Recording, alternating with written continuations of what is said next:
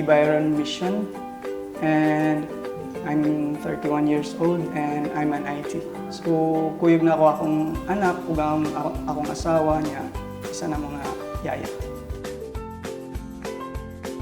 Sa primero na ko nga pagtan-aw gyud ani, sa kadaghanan mo nakit-an nga mga or gi-visit nga mga site, ang direra kong nakakuyon kay murag pagtanaw na ko dire kuan dili traffic padung na rin, padung ngadto.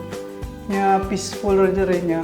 Layo sa kuan, layo sa mga sa syudad dili man ingon nga naata sa bukid dapit pero at least dili siya samo.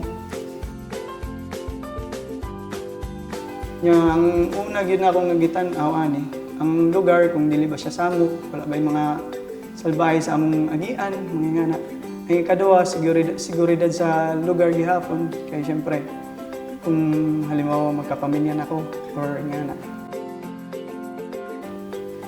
Okay ra gyud. Kung i-rate na ako siya sa 1 to 10, siguro na siya sa 8.